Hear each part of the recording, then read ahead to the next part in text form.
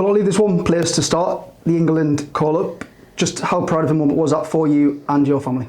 Yeah, it was. It was obviously really exciting, but obviously I had a few troubles with passports and stuff, which made it a little bit more challenging. But no, it was brilliant. Nice to get out there and kind of get underway with that, and yeah, my first taste of it. Yeah, your first taste of it. Just what did you learn from being in that environment? New coaches, I guess, new players as well. I think it's just kind of seeing about how those type of guys go about their business, how they train, how they go around the group, how they communicate with each other, how the coaches communicate with the players. But no, it was brilliant. It was quite eye-opening for me about kind of a few things that happen and the conversations that are being had and about how much desperation there is to win, but also have a good time and enjoy the place you're in, and kind of I think it all filters into how to win a game of Test cricket, I guess. And I guess that comes from training hard, but actually enjoying your time off as well and going to see the sights of the country you're in.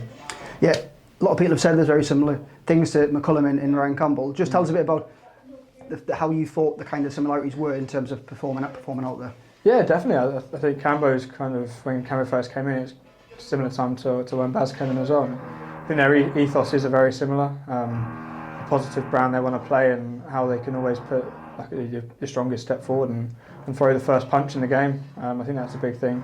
So yeah, I think that transition that naturally becomes easier having worked with Ryan, and I think naturally that's kind of the way I play anyway. So yeah, no, it was.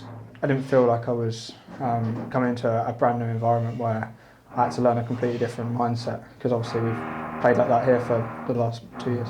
Yeah, I guess quite a lot of Durham faces in there as well. So yeah. How nice was that to go to the group and see some faces which you know pretty well? Yeah, definitely. I think it makes it easier. Obviously we had Carsey, Potsy, Stokesy there.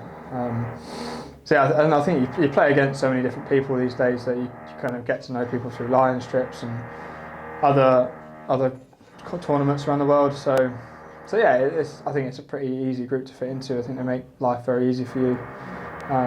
So yeah, no, it was brilliant.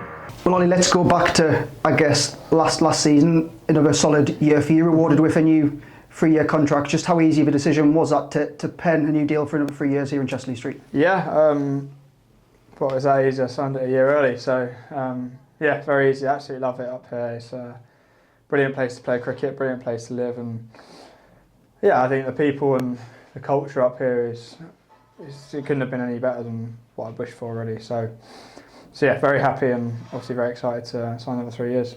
Yeah, I remember when you first joined, we sat and did an interview like this, and you said Kent to Durham, it was quite a gamble. Yeah. I guess the first couple of years you've been here at Durham, that's paid off. Just tell us a bit about the environment on and off the field, obviously with your partner as well, and how you've settled into to the North East. No, I think it was a little bit of a gamble, but it was kind of a calculated one that I kind of asked myself all the right questions and gave them, and the answers came out as Durham. So I think, yeah, it was. I think all I wanted out of it was kind of a role, some structure into my game, and that's exactly what I got on the field. And then off the field as well, I think the group of players we've got were so welcoming, and the environment that was created by Badger and Leesy as kind of the leadership of that off the field was brilliant as well. Kind of getting people together and going out and doing things off the field. So actually when partners and families come to the ground, it becomes a really like family feel to it, which is lovely, and yeah, I think it's always exciting. Like Becca's always excited about coming to the games and stuff. So yeah, I think that's all you want really. Yeah, we spoke about having that settled role. How important has that been for you to have that settled role in the team across, I guess, both formats? Yeah, massive. I think you kind of rock up every week knowing what you're going to do, and I think if you compare that to a normal job, if you were turning up at your office and you're given different jobs every day of the week, you'd be a bit struck off by that. So I think just having that consistency and knowing that that's how I'm going to train and that's how I'm going to play, that transition becomes a lot smoother, and you can really like hone in on your skills, and you get to learn a lot more about that role by doing it consistently. Yeah, let's talk about consistency. 871 runs for you last year in the Championship, averaging close to 50. How would you reflect on your performances, first of all, in the County Championship? Well, I started really well, and then kind of after the T20s, I think I averaged about 4. So yeah, I should have got 1,000 runs if we're being honest, which was which is on the cards at the halfway point.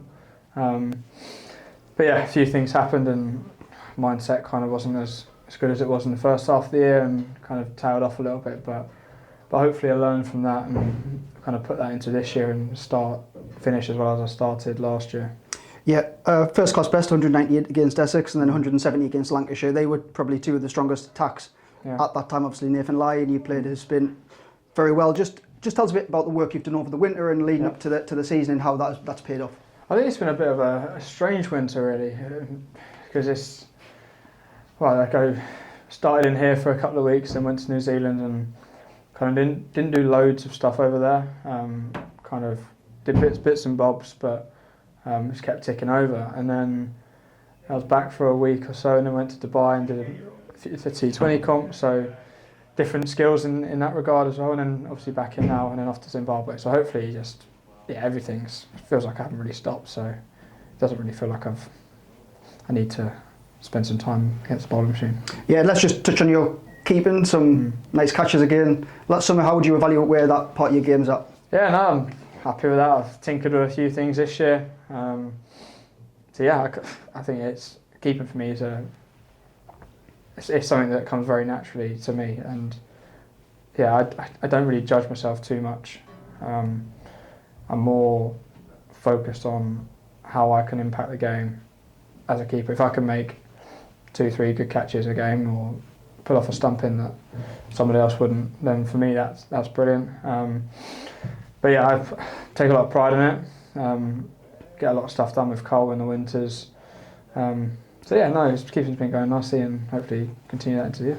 Yeah, let's just touch on to the white ball game, a T20 quarter final for Durham. Where would you say your T20 games are currently at the moment? Probably a little bit behind my red ball game. I still feel like I'm quite young into my white ball T20 career.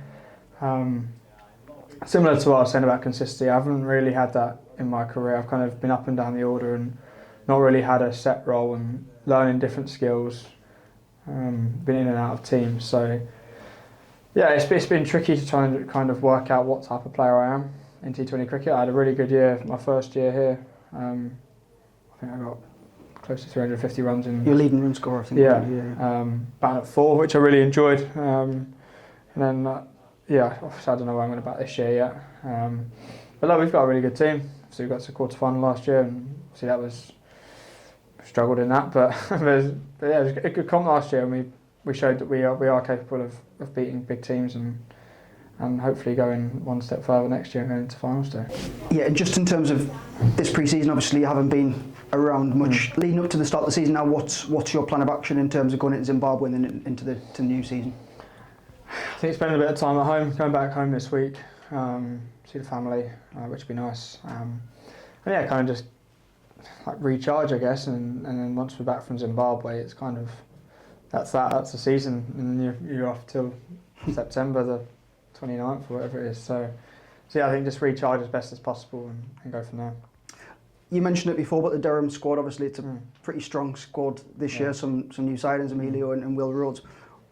How exciting is that to know that Durham are going to hopefully compete for the championship this summer? Definitely, I think like you look at the lads in the nets at the moment, Emilio looks amazing, Rosie looks amazing, Sam looks brilliant.